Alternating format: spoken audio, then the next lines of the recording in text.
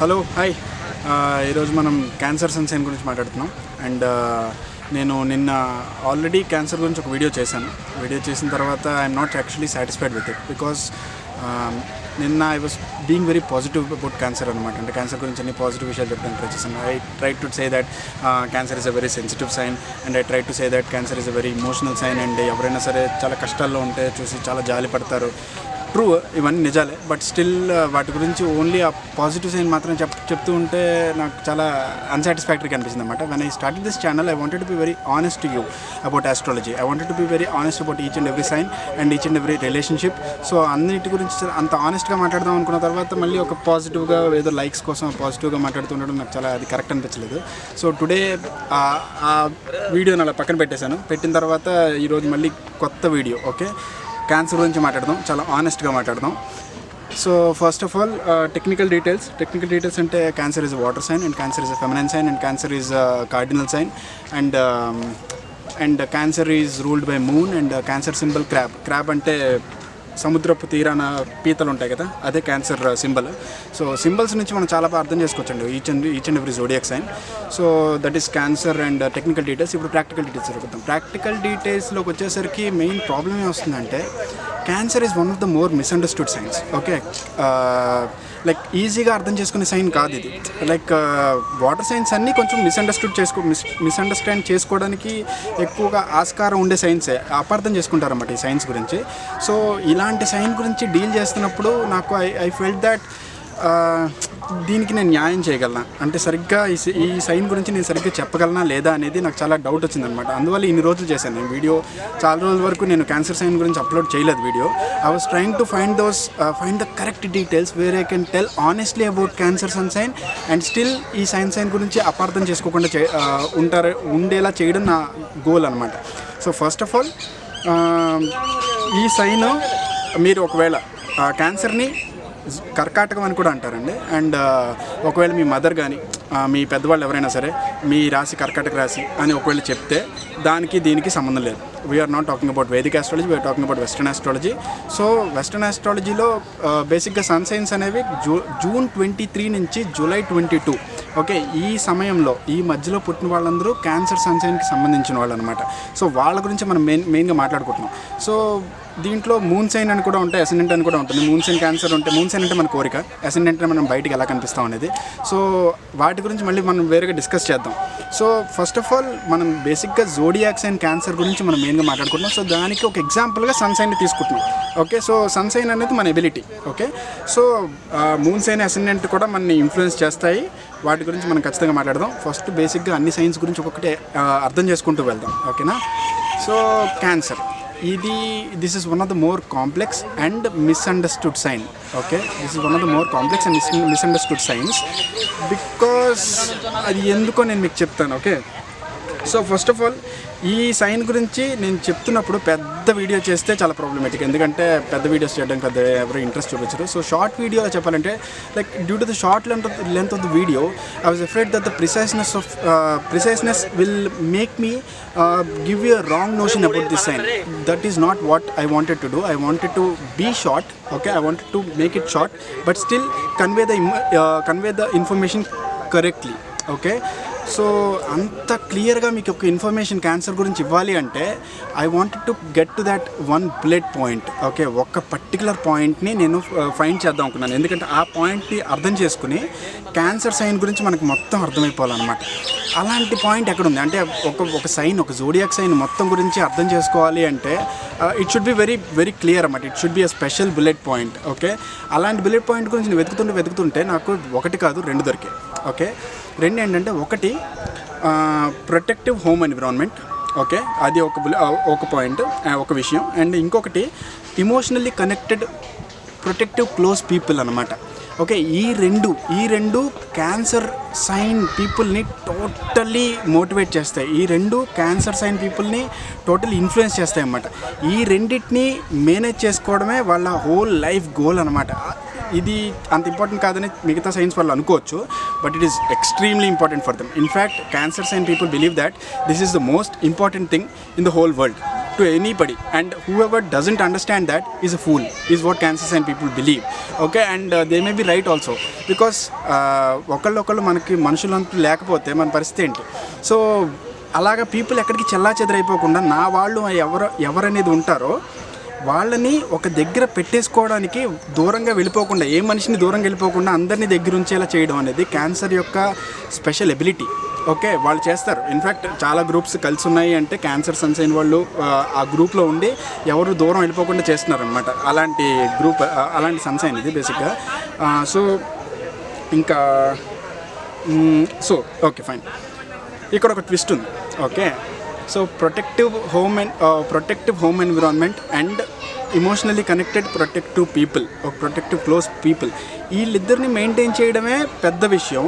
But ఇక్కడ వీళ్ళకి ఒక ట్విస్ట్ ఎదురవుతుంది. ట్విస్ట్ ఏంటంటే వీళ్ళు అది ఎక్కడైతే పుట్టారో వీళ్ళ అమ్మా నాన్న వాళ్ళ ఇల్లు కాకుండా వీళ్ళ సోదరులు సహోదరులు వాళ్ళందరూ ఉంటారు కదా, అమ్మ నాన్న అక్క చెల్లి తమ్ముడు అన్నయ్య వదిన వీళ్ళందరూ ఉంటారు కదా, వీళ్ళందరూ జనరల్గా బ్లడ్ రిలేటెడ్ పీపుల్. సో వీళ్ళు మన గురించి ఎప్పుడు పట్టించుకుంటూనే ఉంటారు. బట్ క్యాన్సర్ యొక్క ట్విస్ట్ ఏంటంటే వాళ్ళ ఛాలెంజ్ ఏంటంటే they have to go out of the home and they have to find the protective home environment and the emotionally connected protective close people out of their home. Okay, బయట అంతలాగా వాళ్ళని protect చేసే వాళ్ళని వాళ్ళు పట్టించుకోవాలని, వాళ్ళు సంపాదించుకోవాలి. అలాంటి హోమ్ ఎన్విరాన్మెంట్ క్రియేట్ చేసుకోవాలి. అలాంటి ప్రొటెక్టివ్ క్లోజ్ పీపుల్ని వాళ్ళు సంపాదించుకోవాలి. అలా సంపాదించుకోవడం అంటే it's a challenge for the cancer people. Okay fine, ఈ ప్రొటెక్టివ్ క్లోజ్ ఎన్విరాన్మెంట్ అని చెప్పి హోమ్ ఎన్విరాన్మెంట్ అని చెప్పాను, ప్రొటెక్టివ్ క్లోజ్ పీపుల్ అని చెప్పాను. అసలు ఇవైనా ఎందుకు, క్యాన్సర్కి ఇవెందుకు కావాలి? ఇది అర్థం చేసుకోవాలంటే ఇంకొంచెం డెప్త్లోకి వెళ్ళాలి. డెప్త్ ఏంటంటే బేసిక్గా మనం హ్యూమన్ లైఫ్ని 12 పార్ట్స్గా విడదీసుకుంటూ వెళ్ళాం కదా. ఒక్కొక్క పార్ట్ని ఒక్కొక్క సైన్కి సంబంధించి ఓకే మనం మాట్లాడుకుంటూ వెళ్ళాం. లైక్ ఇన్ఫాంట్ ఏమో ఎరీస్ అండ్ కిడ్ ఏమో టారస్, చైల్డ్ ఏమో జెమినై. సో ఆ తర్వాత వచ్చేది నెక్స్ట్ ఏంటంటే puberty, adolescence, that is cancer. Okay, puberty టైంలో వచ్చే చేంజెస్ ఇవన్నీ క్యాన్సర్ పీపుల్ని ఇన్ఫ్లుయెన్స్ చేసేలా ఉంటాయన్నమాట. అంటే like uh age of the human life, uh stage of the human life క్యాన్సర్కి సంబంధించి ఉంటుంది. ఓకే, అంటే అది అడాలసెన్స్, అది అడల్ట్ కాదు, అలానే చైల్డ్ కూడా కాదు. వాళ్ళు అడల్ట్ అయితే బయటికి వెళ్ళి పూర్తిగా ఎక్కడికైనా బయటికి వెళ్ళి అక్కడ బతకగలరు. ఓకే, అండ్ చైల్డ్ అయితే they can stay in the home. Okay, చూసుకోవడానికి అమ్మ నాన్న వాళ్ళు ఉన్నారు. సో బట్ అడాలసెన్స్ అంటే వాళ్ళు బయటికి వెళ్ళి బతికేలేరు, అలానే ఇంట్లోనూ ఉండలేరు. They have to, it is a transformation period అనమాట. అంటే transformation period from the early life to the middle life అనమాట, మిడిల్ ఏజ్ లైఫ్. అంటే ఎలా అంటే చెప్తాను, లైక్ హ్యూమన్ లైఫ్ని మళ్ళీ 3 భాగాలుగా విడదీస్తే ఒకటి ఎర్లీ లైఫ్, ఇంకొకటి మిడిల్ ఏజ్, ఇంకొకటి old age. Okay, so first 4 science early ఏజ్కి సంబంధించినవి, అంటే ఎరీస్, టారస్, జెమినై, క్యాన్సర్. తర్వాత మిడిల్ ఏజ్కి సంబంధించినవి ఏంటంటే Leo, Virgo, Libra and Scorpio. And old ఏజ్కి సంబంధించిన Sagittarius, Capricorn and Aquarius and Pisces. Okay, అది ఓల్డ్ ఏజ్కి సంబంధించింది. సో ఒక్కొక్క ఏజ్లోంచి ఇంకొక దాంట్లోకి ట్రాన్స్ఫార్మ్ అవుతున్నప్పుడు it's a difficult transformation. Okay, ఆ డిఫికల్ట్ ట్రాన్స్ఫార్మేషన్ అనేది ఒక స్మూత్గా చేయడం అనేది ఇమోషనల్లీ టర్బులెంట్ పీరియడ్ అనమాట ఇది. సో ఆ పీరియడ్ని స్మూత్గా చేయడానికి ట్రై చేసేదే క్యాన్సర్ అనమాట. అంటే బయటికి ఒక్కసారి ఇంట్లోంచి బయటకు వెళ్ళిపోతే ఆల్ ఆఫ్ ఎ సడన్ మన వాళ్ళు అంటే ఎవరు లేరు, మనని పట్టించుకునే వాళ్ళు, ఆప్యాయతగా చూసేవాళ్ళు ఎవరు లేరు అనేది ఒక్కసారి రియలైజ్ అయితే people cannot take it easily కదా. సో అందువల్లే ఇంట్లో ఉన్న హోమ్ ఎన్విరాన్మెంట్, ఇంట్లో ఉన్న ప్రొటెక్టివ్ పీపుల్, ఓకే ఆప్యాయంగా చూసుకునే పీపుల్, వాళ్ళని బయటికి సంపాదించుకోవడం వీళ్ళ మెయిన్ గోల్. సో అలా that is the main goal of the cancer అని చెప్పాను కదా. సో ఇప్పటి నుంచి నేను చెప్పే విషయాలు దాంట్లో చాలా కైండ్ ఆఫ్ నెగిటివ్ ఇంపాక్ట్ ఉండొచ్చు. ఎందుకంటే వీళ్ళు ఈ రెండింటిని సంపాదించుకోవడం కోసం వీళ్ళు చేయని పనులు అంటూ ఉండవు. ఎంత విచిత్రమైన పిచ్చ పనులన్నీ చేస్తూ ఉంటారు. పిచ్చ అంటే ఏదో పిచ్చ కాదు, they are very very like చాలా తెలివితేటలు, స్ట్రీట్ స్మార్ట్ తెలివితేటలన్నీ యూజ్ చేసి ఇవి తెచ్చుకుంటూ ఉంటారు అన్నమాట.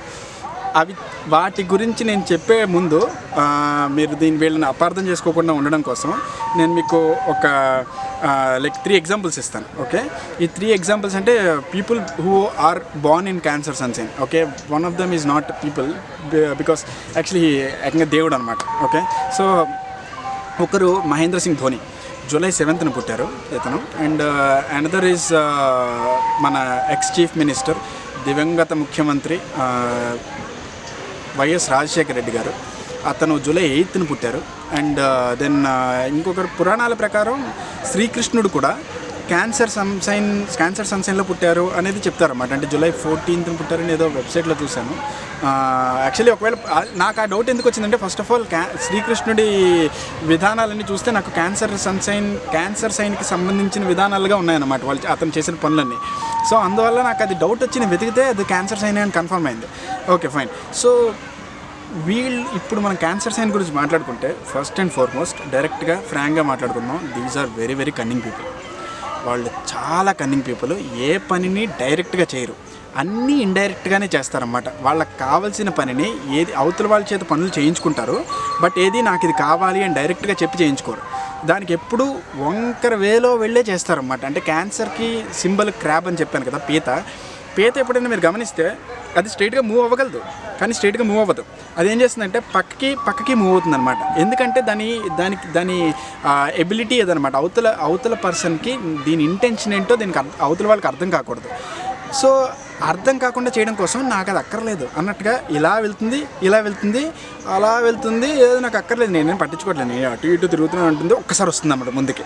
సో దట్ ఈస్ క్యాన్సరియన్ ఎబిలిటీ అనమాట. వాళ్ళకి ఏంటి ఇంటెన్షన్, వాళ్ళకి ఏం కావాలి అనేది అవతల వాళ్ళకి తెలియకుండా చేసి పక్కదారి పట్టిస్తూ వాళ్ళకి కావాల్సింది చేయించుకుంటారు.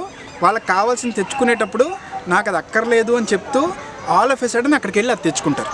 ఓకే, అవతల వాళ్ళకి ఒక క్లూ కూడా ఉండకూడదు అన్నమాట, వీళ్ళు ఏం చేద్దాం అనుకుంటున్నారు అనేది. అందులోనే వీళ్ళు తెలివితేటలను యూజ్ చేస్తారు. ఓకే, ఇలా చేయడానికి అవసరం ఏంటి, ఇలా ఎందుకు చేయాలి అంటే బేసిక్గా నేను మీకు చెప్పాను కదా, ఇంట్లో అమ్మ చూసుకుంటుంది మనని. Okay, cancer is also the sign of motherhood. ఇంట్లో అయితే మన అమ్మ చూసుకుంటుంది, మనకి ఏదైనా ప్రాబ్లం వస్తే మన అమ్మ చూసుకుంటుంది. కానీ అలా అని బయటకు వెళ్ళిన తర్వాత వీళ్ళకి ఏం కావాలంటే, అమ్మ నన్ను ఎంతలా కేర్ తీసుకుందో అంతలా కేర్ తీసుకునే పీపుల్ని వాళ్ళు ఫైండ్ చేసుకోవాలనుకుంటారు. సో అంత కేరింగ్ని డైరెక్ట్గా అడిగితే ఎవరు ఇవ్వరు కదా బేసిక్గా. సో వాళ్ళ చేత ఇచ్చేలా చెయ్యాలి. So that is the main reason వీళ్ళు అన్నీ వంకరగా చేస్తూ ఉంటారు పనులు.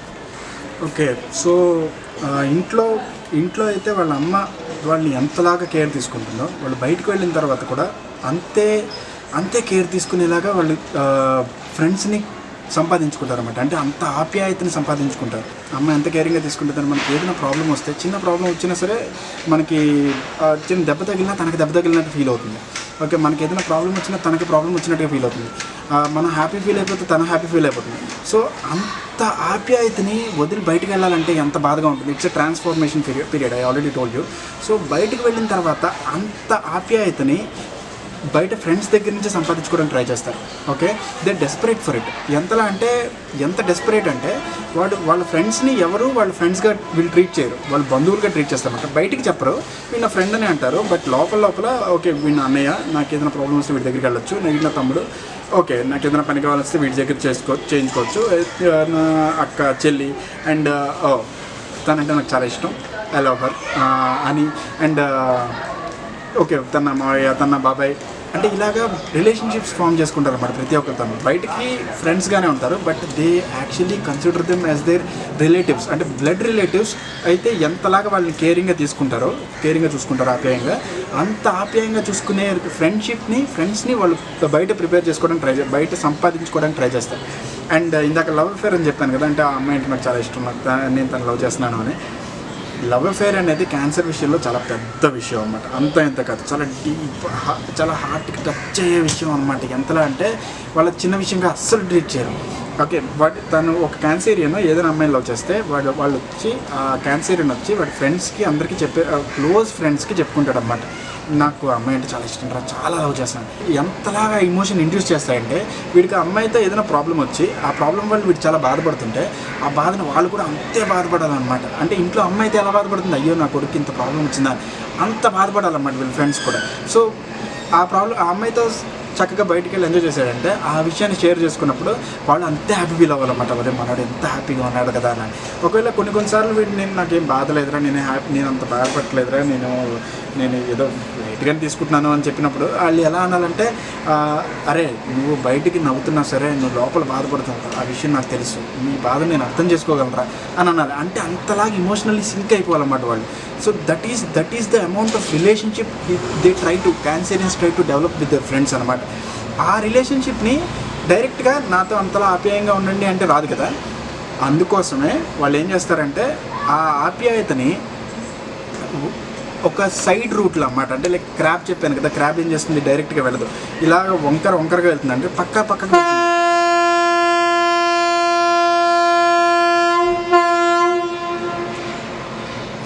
క్రాబ్ ఏం చేస్తుంది తెలుసు కదా, క్రాబ్ ఏం చేస్తుందంటే పక్కకు వెళ్తుంది, ఎప్పుడు స్ట్రైట్గా వెళ్ళదు. స్ట్రైట్గా వెళ్తే రావదు. క్యాన్సర్కి కావాల్సిన విషయాలు ఏది స్ట్రైట్గా వెళ్తే దక్కించుకునేది కాదు, అన్ని వంకర రూట్లో వెళ్ళి తెచ్చుకోవడానికి ట్రై చేస్తారు. అవతల వీళ్ళకి ఏం కావాలో అవతల వాళ్ళకి తెలియకుండానే వీళ్ళకి కావాల్సింది వాళ్ళు ఇచ్చేలా చేస్తారన్నమాట. So that is what క్యాన్సరియన్స్ try to do. And ఇదే టాలెంట్ని చాలా విషయాల్లో వాడేస్తూ ఉంటారు. అది చాలా విషయాల్లో కరెక్ట్ అవ్వచ్చు, రాంగ్ అవ్వచ్చు, but still they have this ability to make people do what they want without completely telling them what actually the want. ఎవరైతే వాళ్ళ క్లోజ్ పీపుల్గా ఎంచుకున్నారో, వాళ్ళ గ్రూప్లోకి అలాగా విందులోకి తీసుకున్నారో, వాళ్ళని ఎప్పుడు వీళ్ళు నా వాళ్ళు అంటే అమ్మ వాళ్ళని ఎంతలా కేర్ తీసుకుందో, బయటకు వచ్చిన తర్వాత కూడా వాళ్ళ ఫ్రెండ్స్ కూడా వాళ్ళని అంతే కేర్ తీసుకునేలా చేయడం అనేది వాళ్ళ మెయిన్ గోల్ అనమాట. సో నేను చెప్పాను కదా, protective home environment and emotionally connected protective close people. Okay, ఈ రెండు విషయాల్ని ఓకే మీరు క్యాన్సర్ గురించి మనం క్యాన్సర్ గురించి ఇంకా చాలా వీడియోస్ చేద్దాం.